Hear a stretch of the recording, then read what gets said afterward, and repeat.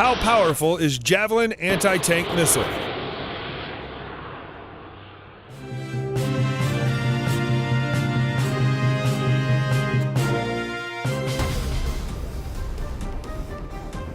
The US-made FGM-148 Javelin is one of the premier portable anti-tank missile systems in the world. It's also an expensive piece of kit, with each missile typically costing more than the targets it eliminates. Still, the infrared-guided Javelin has proven itself in combat in Iraq, Afghanistan, and Syria, and has reliable shtick that should work on virtually any tank out there. It hits them on the weak top armor. It also exposes its crew to less danger than the typical guided missile system. Because it's such a lightweight system, it may end up being a first responder on the ground to emergencies that could be described as massive, unexpected tank invasions.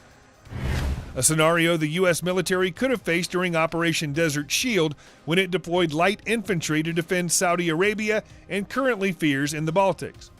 The Javelin is so effective that who the United States sells or gives Javelins to has become a political issue on more than one occasion. Within the U.S. military, the Javelin also looks set to transition from being purely an infantry system to being mounted on vehicles. So, how does one throw these anti-tank spears? And why are they so powerful? The Javelin doesn't look as sleek and deadly as its name would have you think. It resembles a clunky dumbbell slightly over 1 meter in length. Fortunately, you don't need good looks to blow up a tank. The Javelin's Command Launch Unit, CLU, has a sophisticated infrared sensor with multiple viewing modes, including 4x optical zoom, a 4x green-lit thermal view, a 12x narrow vision zoom activated for targeting. The seeker in the missile even provides a fourth 9x thermal viewing mode. The CLU can therefore serve as a handy scanning device for the infantry. The thermal viewers on the Javelin need to be cooled off to function well, which theoretically takes 30 seconds, but might take a bit longer if you're in Baghdad and it's a breezy 120 degrees at noon. The system also incorporates multiple safeguards to avert or abort accidental launch. The CLU, when loaded with a missile, weighs in at 50 pounds. Most of the weight comes from the missile and can be fired from a crouch or even seated position.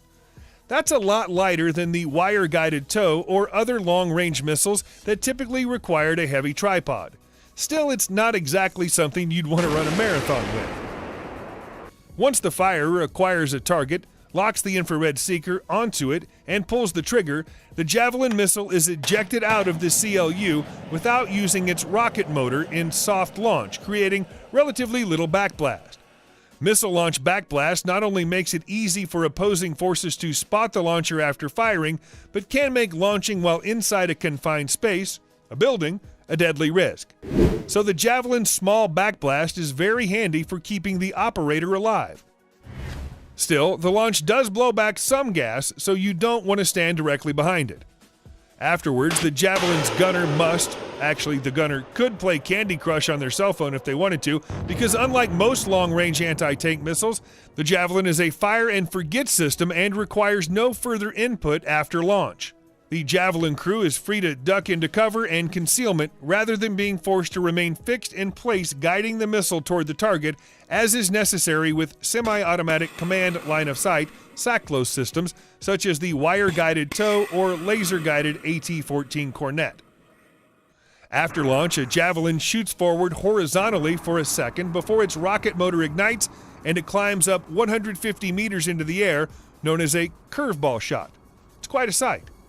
The missile's infrared seeker, benefiting from gyroscopes and gimbals, makes adjustments using thrusters to ensure its trajectory leads it to plunge almost vertically into the infrared signature it was locked onto.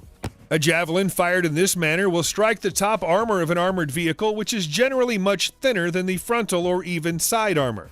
The Javelin 127mm shaped charge warhead is estimated to penetrate the equivalent of 600 to 800 millimeters of rolled hardened armor, RHA, which is not particularly impressive given that modern tanks now feature composite armor that is extra effective against such warheads. But that really doesn't matter. It's still more than enough to penetrate the top armor of anything out there, at least as long as we don't consider other defensive systems.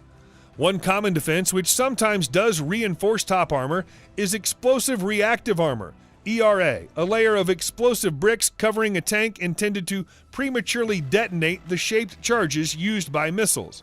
However, the Javelin has a tandem charge warhead designed to defeat ERA using a precursor charge at the front of the warhead to take out the local ERA brick, blasting open a gap through which the main warhead can hit the tank's conventional armor. The Javelin can also be fired in direct attack mode, useful for hitting targets that are too close for the top attack or that benefit from top cover, like a bunker or cave entrance. The direct fire mode could also be effective against low-flying helicopters. One of the Javelin's few limitations is its range, 2.5 kilometers. Though adequate for most combat situations, older missiles like the TOW or Cornet boast ranges of 5 kilometers or more.